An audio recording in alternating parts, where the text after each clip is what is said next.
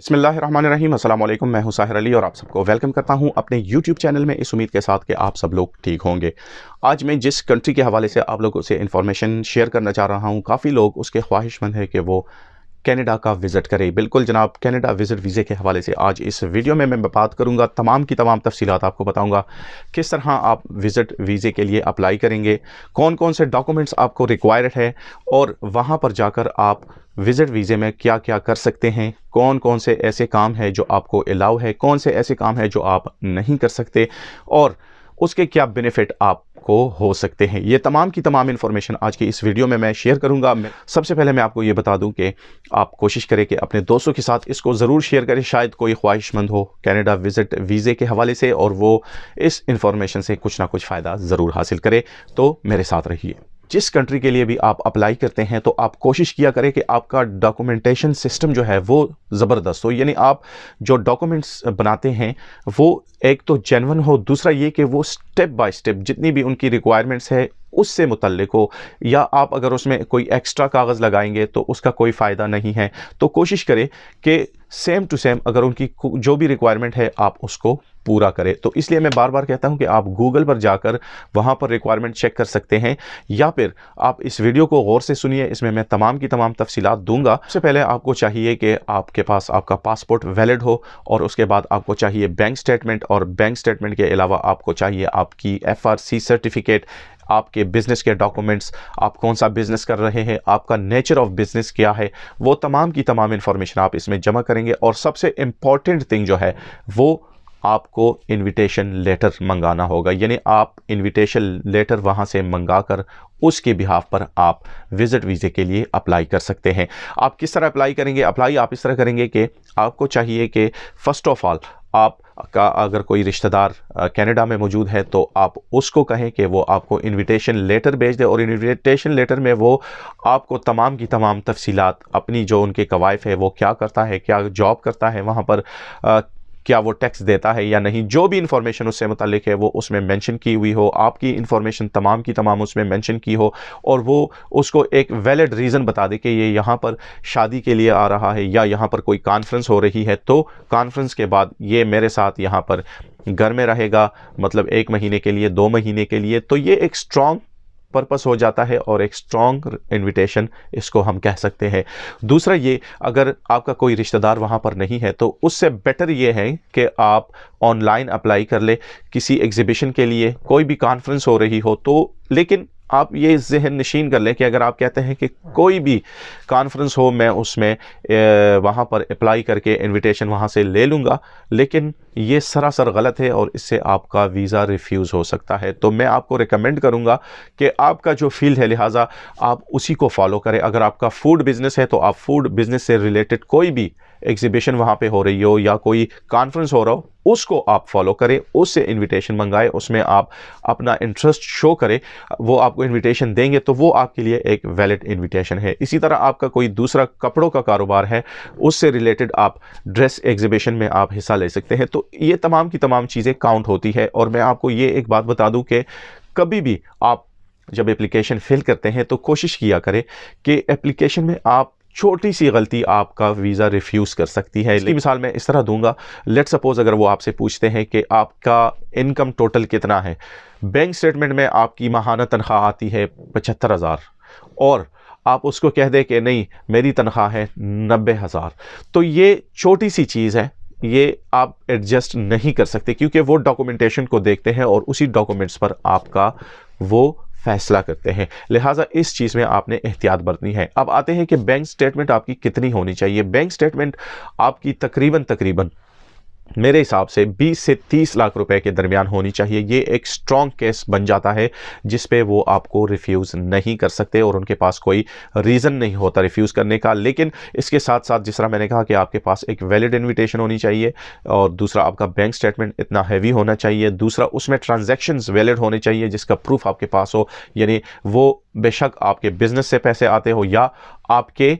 Government job करते हैं वहाँ से आपकी सैलरी वहाँ पे आती है, लेकिन अगर आप सैलराइड पर्सन है तो आपको चाहिए कि आपकी इनकम मंथली कम से कम 1.5 से 3-4 लाख रुपए के दरमियान हो, तो आप अप्लाई करें, नहीं तो अपना टाइम वेस्ट मत करें।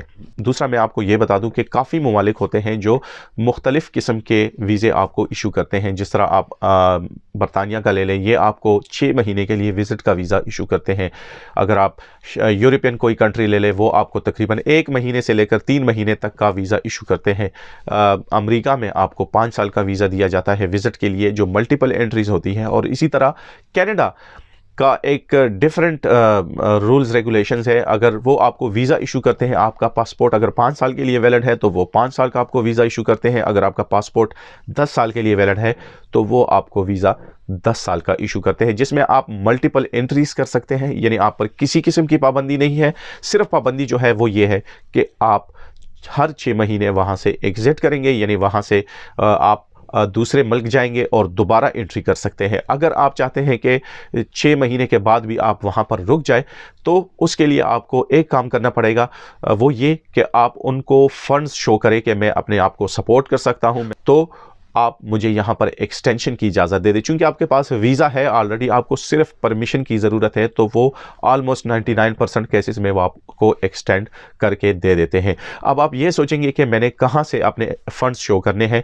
इसी बात की तरफ आता हूँ कि कनाडा आपको विज़िट वीज़े में ये अलाउ करता है कि जब आप वहाँ पर जाते हैं तो वहाँ पर आप ड्राइविंग लाइसेंस ले सकते हैं, उसमें मुख्तलिफ़ किस्म के व्हीकल्स हैं। दूसरा ये कि आप वहाँ पर जाकर अपने लिए बैंक अकाउंट खोल सकते हैं, जो आपके लिए इस वीज़े के एक्सटेंशन में मदद कर सकता है।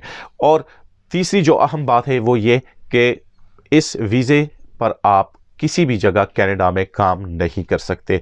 ये बात जहन नशीन कर ले, क्योंकि मेरे अक्सर दोस्त वो कहते हैं कि मैं विज़िट वीज़े पर जाकर वहाँ पर काम करूँगा, तो ये नामुमकिन है। कोई भी कंट्री आपको काम करने की इजाज़त विज़िट के दौरान नहीं देती। कुछ कंट्रीज़ ऐसी है जिनके कुछ रूल्स रेगुलेशन है, लेकिन वो मुख्तलिफ है, उस पर मैं नहीं जाना चाहता। आज का टॉपिक कनाडा के विज़िट वीज़े के हवाले से है, लिहाजा मैं इसके बारे में फ़ोकस कर रहा हूँ। अब आते हैं दूसरी तरफ, जिसको मैं 2 हिस्सों में तकसीम करूँगा। एक हिस्से में मैं उन लोगों को नॉमिनेट करूँगा जो कहते हैं कि मैं फ़्रेश पासपोर्ट पर अप्लाई करना चाहता हूँ, लेकिन उनके दिलों में एक डर होता है, एक खौफ होता है कि उनको रिफ्यूज़ किया जाएगा क्योंकि उनके पासपोर्ट पर कोई वीज़ा नहीं है। दूसरे वो लोग हैं जिन्होंने ट्रैवल किया हुआ है और उनके पास वीज़े है, वो किस तरह अप्लाई करेंगे। रूल्स दोनों के लिए सेम ही है, सिर्फ ये देखा जाता है कि आपके पास डॉक्यूमेंट्स कौन से हैं, आपने फाइलिंग कैसी की हुई है, आप किस पर्पस के लिए जा रहे हैं और वहाँ पर जाकर आपके इरादे क्या है। तमाम की तमाम ये चीज़ें देखी जाती है दोनों केसेस में, दोनों हिस्सों में। तो मेरे वो दोस्त जो फ्रेश पासपोर्ट पर है या उनके पास वीज़े हैं, तो मैं उनके लिए भी थोड़ी बहुत क्लैरिफिकेशन कर दूं। जिस तरह मैंने पहले कहा कि रूल सबके लिए बराबर है। अक्सर लोगों के जहनों में ये एक बात है कि अगर आप अपने पासपोर्ट पर मुख्तलिफ़ कंट्रीज़ के वीज़े लगवाएं तो फिर आपको कनाडा वीज़ा अलाउ करता है। इस किस्म के केस का कोई ताल्लुक नहीं है कनाडा के विज़िट वीज़े से। वो पैसे लेकर आपको वीज़े लगा देते हैं, उसमें मलेशिया, थाईलैंड और सिंगापुर आपको लगा देते हैं, और आपको ये भी कहते हैं कि आपको जाने की ज़रूरत भी नहीं है, सिर्फ उनको ये शो करना है कि आपने ये ट्रैवल किया है। मैं आपको बार बार यही कह रहा हूं कि आप कोशिश किया करें कि आप गलत बयानी से काम ना लें, क्योंकि उनको पता चल जाता है। आप उनको क्लियर कह दें, क्योंकि आपके सर्कमस्टांसेस ऐसे नहीं थे, आपके फैमिली प्रॉब्लम थे, आपके जो पर्सनल सर्कमस्टांसेस है वो आपको अलाउ नहीं करते कि आप दूसरे ममालिक में विज़िट करें, लिहाजा आप उस पर सफ़र ना कर सकें। ये आप उनको क्लियर बता दें तो शायद वो इसको कंसिडर कर ले। लेकिन अगर आप गलत बयानी से काम लेंगे कि आप वहाँ पर जा रहे थे और 6 महीने के अंदर आपने ये तीनों मुल्क विज़िट किए हैं, तो इसको ट्रैवल हिस्ट्री नहीं कहते। अब वो मेरे दोस्त जिन्होंने ट्रैवल हिस्ट्री बनाई है, ट्रैवल हिस्ट्री मीन कि जिस तरह आप लेट सपोज 2016 में हज पर गए थे, वो आपकी एक ट्रैवल हिस्ट्री बन गई। 2017 में फिर आप दोबारा चले गए दुबई, वहाँ पर आपने दोबारा वापस पाकिस्तान चले गए, पाकिस्तान से 2018 में दोबारा आपने एक विज़िट किया किसी भी नज़दीक कंट्री का, उसमें नेपाल हो गया, मलेशिया हो गया, जो भी है, तो ये ट्रैवल हिस्ट्री बनती है। वो फिर कंसिडर करते हैं कि हाँ ये बंदा टूरिज़म का शौकीन है और इसको शौक़ है ट्रैवल करने का, लिहाजा इसको कंसिडर किया जा सकता है। अगर आप ये समझते हैं कि आप एक ही दिन तीनों वीज़े लगाकर और उसको डायरेक्टली आफ्टर 3 मंथ्स आप उसको जमा करेंगे, तो ये कंसिडरेशन नहीं है, बल्कि ये आपके केस को कमज़ोर कर सकता है। जिस तरह मैंने पहले भी आपको कहा कि आप अपने सोच जो है वो पॉजिटिव रखें। आप कोशिश किया करें कि जो भी आप काम करते हैं इस मकसद के साथ करते हैं कि आप इस काम में कामयाब ज़रूर होंगे। एक दफ़ा फिर मैं आपको बताता चलूँ कि कनाडा विज़िट वीज़ा कैसे हासिल किया जाता है। सबसे पहले आपको चाहिए इनविटेशन लेटर, उसके बाद आपका बैंक स्टेटमेंट हैवी होना चाहिए जिसमें 20 से 30 लाख रुपए होने चाहिए, और उसके बाद ट्रांजैक्शंस जो है आपका मंथली इनकम तकरीबन 1.5 लाख से 4 लाख के करीब होना चाहिए। और आप अगर सैलराइड पर्सन है, आप गवर्नमेंट जॉब करते हैं तो वो और भी बेटर है कि गवर्नमेंट आपका एक ऐसा इदारा है जिसमें ये श्योरिटी बॉन्ड आ जाता है कि आप वहां पर वापस जाएंगे तो उसकी जो सैलरी आपके अकाउंट में आती है वो आपने शो करनी है। नो ऑब्जेक्शन सर्टिफिकेट अपने ऑफिस से आपने लेना है। तमाम की तमाम रिक्वायरमेंट तकरीबन एक जैसे है, लेकिन सिर्फ फ़र्क यहाँ पर यह है कि यहाँ पर आपने हैवी बैंक स्टेटमेंट शो करनी है। और दूसरा ये कि कनाडा का विज़िट वीज़ा अगर आप हासिल करते हैं तो सबसे बड़ी खुशखबरी ये है कि दुनिया का कोई मुल्क अगर आप अप्लाई करते हैं तो वो आपको ज़रूर वीज़ा देगा, क्योंकि आप ने एक ऐसी कंट्री का वीज़ा लिया है जो बहुत ही सख्त वीज़ा है, लिहाजा वो आप पर एतमाद करते हैं। अगर उन्होंने आप पर एतमाद किया है तो वो कहते हैं कि हमको भी इस पर एतमाद करना चाहिए। इस तमाम के तमाम प्रोसेस पर आपके पैसे ज़रूर खर्च होंगे, लेकिन आप उस एजेंट से बच जाएंगे जब आप उसको कहते हैं कि मुझे कनाडा का विज़िट वीज़ा लगा कर दे दे, तो वो आपको 25 या 30 लाख रुपए का डिमांड करके आपको कहता है कि मुझे वो पे कर दे। तो इससे बेटर ये है कि आप अपने पैसे लगाकर, आपको अपने केस का पता भी होगा क्या क्या रिक्वायरमेंट है उसकी, आप उसको भी फॉलो कर सकते हैं और एक जेन्युइन केस बन जाएगा। तो ये थी आज की इन्फॉर्मेशन कनाडा विजिट वीज़े के हवाले से। आपका कोई सवाल है, आप कोई इन्फॉर्मेशन जानना चाहते हैं तो कमेंट सेक्शन में अपना सवाल ज़रूर भेज दीजिएगा। मेरी कोशिश होगी कि आप लोगों के साथ कीप इन टच रहूँ। अपना बहुत ख्याल रखिएगा। अल्लाह हाफिज़।